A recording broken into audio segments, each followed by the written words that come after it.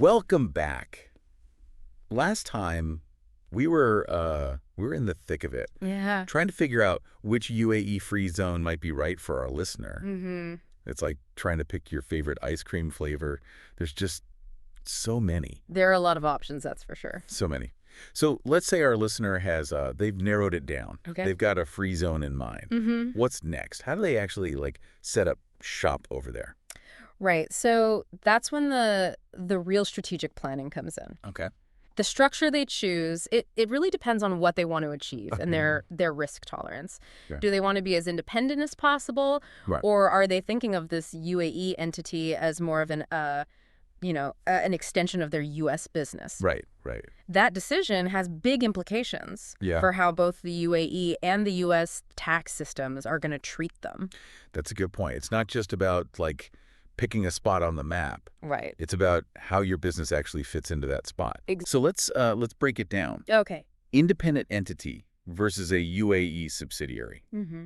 What are the key things to think about for each one? Okay. So if the goal is really maximizing independence Okay. and minimizing those U.S. tax implications, setting up an independent UAE entity, that might be the way to go. Right. Think back to that tech entrepreneur we talked about. Yeah. Launching their startup in Raishi. Right. They own 100% of that company.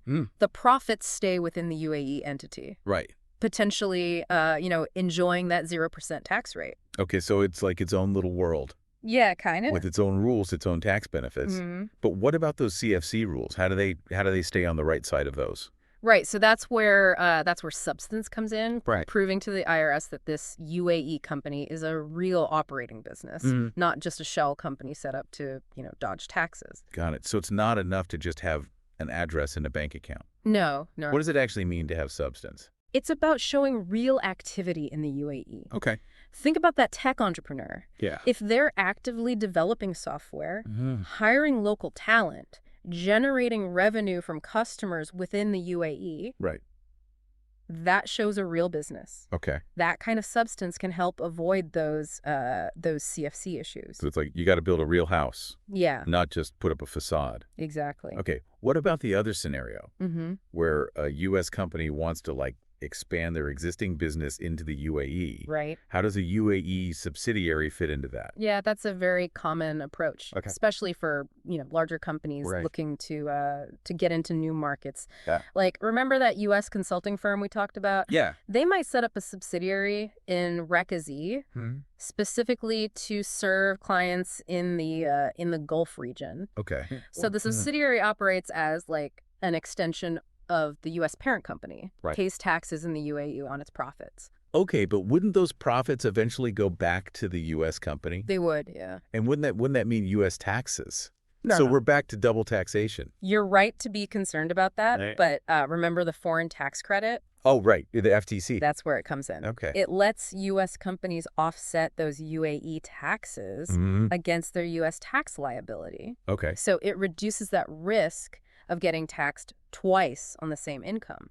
Got it. So it's like a bridge between the two tax systems. Yeah, exactly. Smoothing things out. Mm-hmm.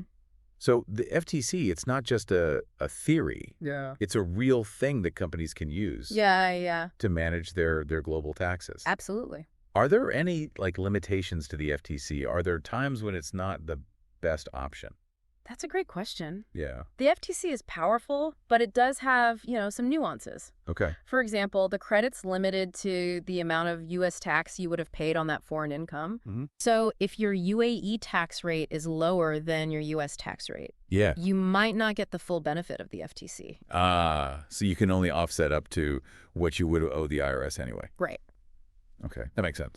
But overall, the FTC is really crucial for any U.S. entity working in the UAE. Okay. So we've got the FTC. Yeah. What other compliance things should they be thinking about? One that often gets overlooked, Yeah. especially when you're dealing with subsidiaries, Okay. is transfer pricing. Right. It's easy to think, oh, it's my own company. I can just move money around however I want. Right. But the IRS, they're watching. Oh, yeah. And if you're not careful, things can get messy. Okay, transfer pricing. We talked about that a little bit I before. did. But let's dig in a bit more. Okay. Can you remind everyone why it's so important Sure. and how it works with U.S. UAE transactions? Absolutely. So transfer pricing, it's really all about fairness Okay. and transparency. So basically, any transaction between a U.S. parent company Yeah.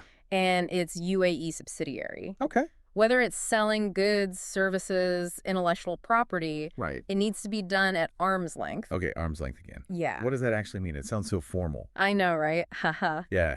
But the idea is pretty simple. Okay. It means the pricing has to be what you'd see between two unrelated companies Okay. in a similar deal. So no special deals just because it's your own company. Right, exactly. Yeah. It's to prevent companies from, messing with prices. Right. Just to shift profits to places with lower taxes. Okay, makes sense. So it's like having an independent referee Yeah. making sure nobody's cheating. Right. Okay, so how do companies make sure they're doing this right?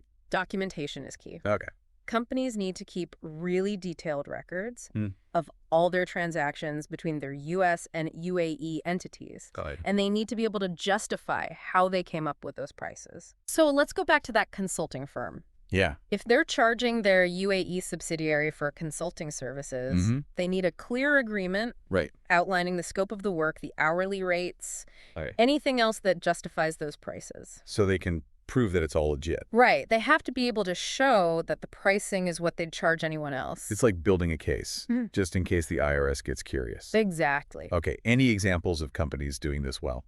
We talked about Google earlier. Yeah. They're a great example. Okay. They're very careful about documenting those intercompany charges, Right. especially for things like using intellectual property. They Mhm. want to make sure everything's aligned with with market standards and the rules. So transparency is really important. It is. It's not enough to just follow the rules. You got to show that you are. Right. Okay, what else?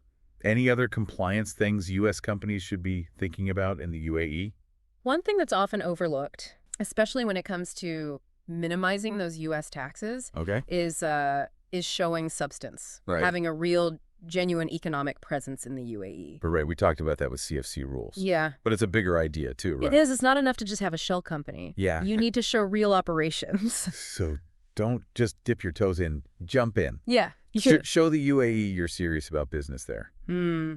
Okay, but how do you do that? It's about having people on the ground, Okay. making decisions locally, engaging in activities that actually add value to the UAE economy. Right. A good example is PepsiCo. They've got a Right. big presence in Dubai, Yeah. local employees, offices, a whole management team making decisions there. Okay.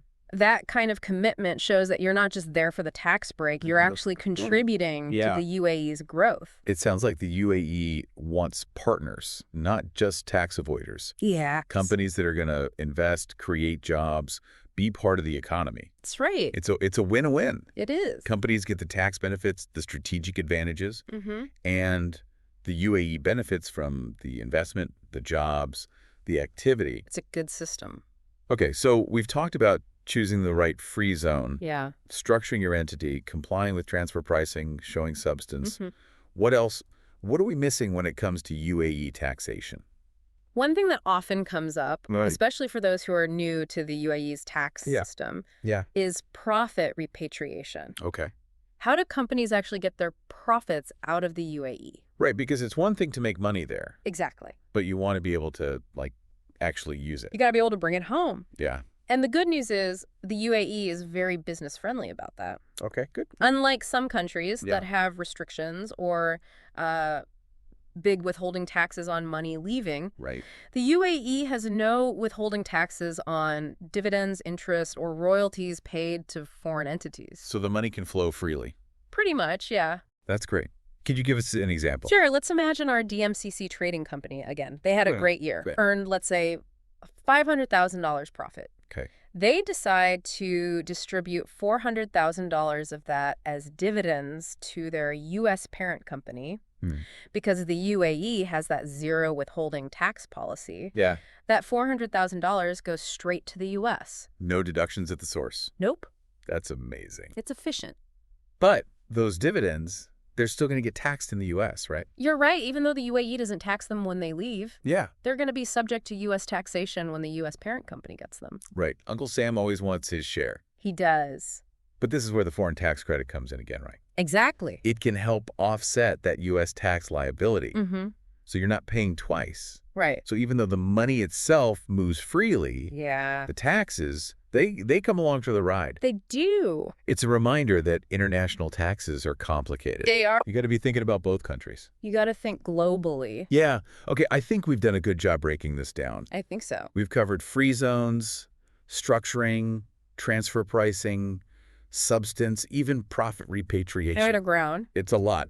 But I think our listeners starting to see the opportunities and the challenges of using the UAE's tax advantages. No. Anything we've missed? Any final thoughts before we move on? Let me think. Okay, welcome back to the final part of our UAE deep dive. Yeah. This has been, I got to say, this has been a lot. It has. Tax strategies, free zones, acronyms I've never even heard of before. There are a few of those. So many. But hopefully it's starting to make sense. I hope so. So for our listener who's been, glued to this, Yeah. taking notes, and probably feeling a little overwhelmed right now, Probably. what's the one piece of advice you would give them? Okay, this is important. Yeah. Don't try to do this alone, seriously. This is not a DIY project. Right. International taxation, it's complicated. Yeah. And the rules change all the time. Right. You need to get professionals involved. Okay. A U.S. CPA who really knows international tax, and a UAE tax advisor who knows the local system inside and out. It's like having like a guide in the Himalayas. Yeah, a Sherpa. Yeah.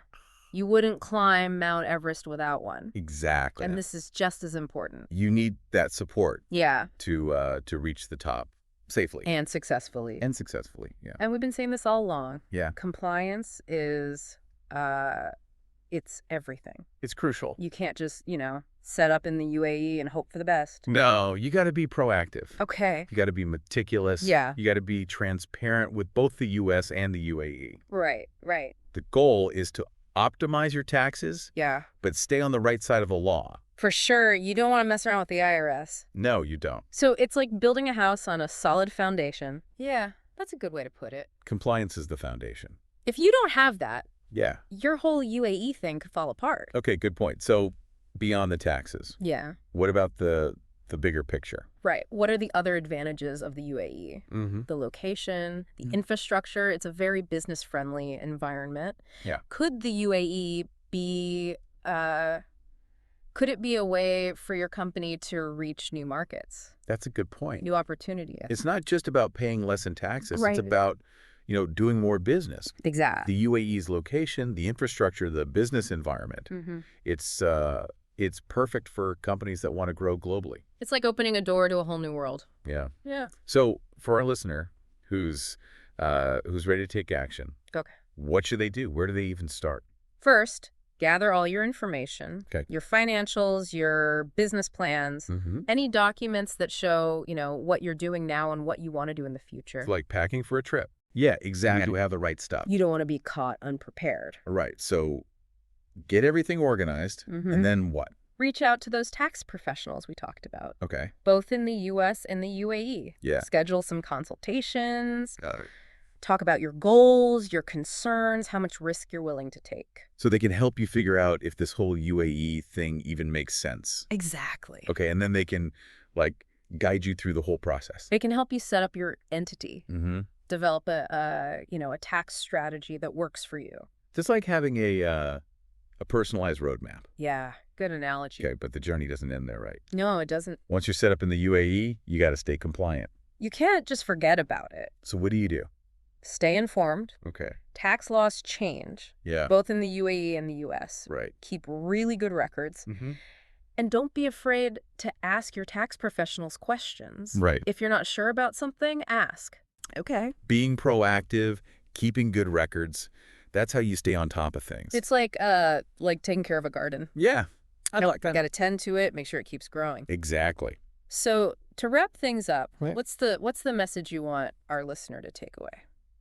Don't let fear or complexity stop you. Okay. The UAE is a real opportunity for U.S. companies. Yeah. There are challenges, Mm-hmm. but if you do it right Yeah. and you get the right help, You can be really successful. you can unlock a lot of potential. Okay. Find new markets, make your business more tax efficient. That's a really inspiring message. I hope so. It's about empowerment, possibility, and finding the right people to help you along the way. That's what it's all about. So, to our listener, keep exploring. Yeah. Talk to the experts. Take that first step. The world is waiting. And the UAE might just be the perfect place to start. It could be. Okay, well, on that note, I think it's time to wrap up our UAE deep dive. It has been fun. Thanks for walking us through all of this. I know, Clem. We hope you've enjoyed it as much as we have. Me too. And until next time, keep exploring, keep learning, keep diving deep.